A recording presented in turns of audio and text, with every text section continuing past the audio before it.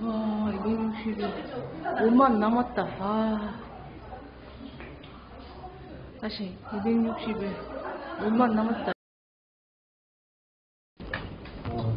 저는 4가지를 제안드리고 싶습니다. 해운대 박권리당원장님이라고 합니다.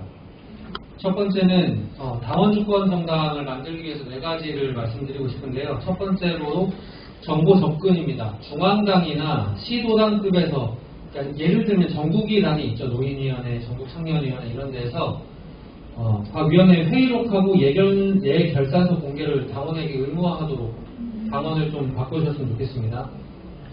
회의는 하고 있는지, 뭘 준비하고 있는지, 어떤 내용들을 논의하는지가 당원들에게 공개가 안 돼요.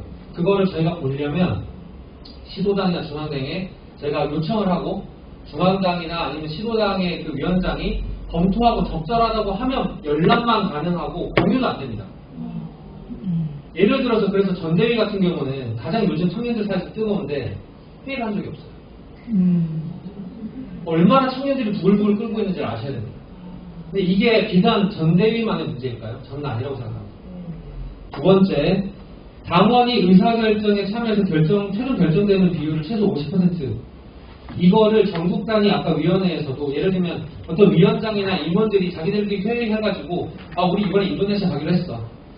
우리 이번에 무슨 성경 내기로 했어. 무슨 김남국 의원 기자회견 하기로 했어. 이게 아니라 거기에 해당하는 당원들의 의사도 그 의사결정 과정에 들어갈 수 있어야 됩니다. 저는 이게 되게 중요하다고 생각하고 이게 만약에 좀 더 확산이 된다면 저희 당원들의 투표를 통해서 결정할 수 있습니다. 더 이상 의원 중심이 아니라. 세 번째는 이 각 그 전국위원회의 위원장석이 지금 대부분 국회의원이 위원장이 되게끔 되어 있습니다. 근데 저는 이거를 단독이 아니라 공동으로 해서 원외 위원장이 공동위원장이 돼서 쌍두마차로 가게끔.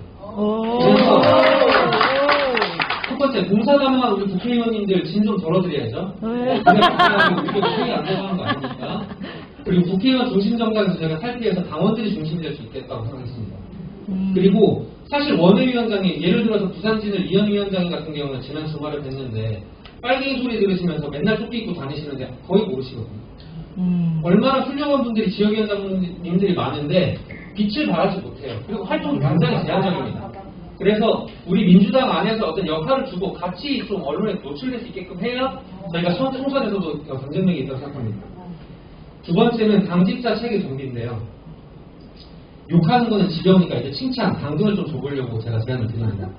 스마일 마일리지 같은 거를 해서 당원에게 친절하게 응대를 하고 또 적극적으로 이런 당원들의 의견을 받아들여서 행정을 하는 이런 당직자분들에게 연말에 수당을 주든지 아니면 이분들이 출마를 하겠다 그러면 가산점을 주든지 그래서 좀 제발 당원 친화적으로 상호 업무를 볼 수 있게끔 해야 된다고 생각합니다. 두 번째는 홈페이지랑 메시지 발송 관리인데요. 최소한 2주 전에는 좀 공지하고 문자 좀 날려줬으면 좋겠는데 오늘 이 자리에 청년들이 왜 적은지 아세요?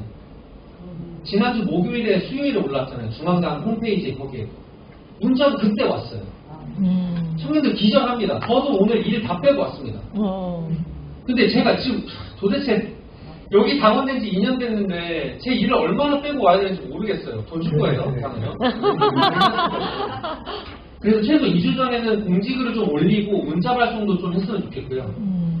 그 다음에 중앙당 차원의 전국적 행사 같은 거 예를 들면 저희 총선에 어떤 계획표가 있지 않습니까? 그러면 우리 전략이긴 하지만 적어도 당원들에게 대략적으로 언제는 예비 후보를 등록하고 언제는 뭘 하고 이런 걸 좀 알려줘야 저희도 준비를 하고 뭐 휴가를 내든 뭘 빼든 할 거 아닙니까? 그때 가가지고 뭐 떼고 나오세요 뭐 명함 돌리는 이거 아니지 않습니까? 그죠? 그리고 각 시도당도 마찬가지, 중앙당도 마찬가지지만 무슨 행사를 하면 사진만 띄고 올립니다. 그렇게 하지 마시고 최소한 누가 언제 어디서 뭘 했는지 정도를 요약해서 쓸 수 있잖아요. 많은 예를 들어서 사육지원 같은 경우는 그렇게 보고서에 그걸 원하면서 정당에서는 안 한다는 게 저는 납득이 가지 않습니다. 세 번째 해당 행위자에 대한 징계에 관련된 건데요. 제가 알고 있기로 월간으로 매월 윤리위원회를 열어서 징계하는 걸로 알고 있는데 저희 총선 때까지는 이거 주간 단위로 빡세게 돌려야 된다고 생각합니다. 그리고 이 징계에 대해서도 당원의 의견을 50%는 수렴해서 윤리위원회가 결정을 낼 수 있도록 해야 된다고 생각합니다. 저희 지금 예를 들어서 전 비대위원장 했던 분 징계청원 몇 번 올라왔고 몇만 명을 투표했는지 아시죠? 네, 그거까지만 말씀드릴게요. 마지막으로 청년들의 정치 참여 확대를 위해서 제가 예전에 전국이 토론회 때도 이런 톤으로 말씀드리지 않고 되게 소리를 질렀는데, 왜냐하면 청년들이 참여할 수 있는 시간대와 요일 좀 선정해서 했으면 좋겠어요. 그게 절차 좋은 제가 오늘도 제가 속해 있는 청년들 커뮤니티에 얘기했더니 다 옵니다.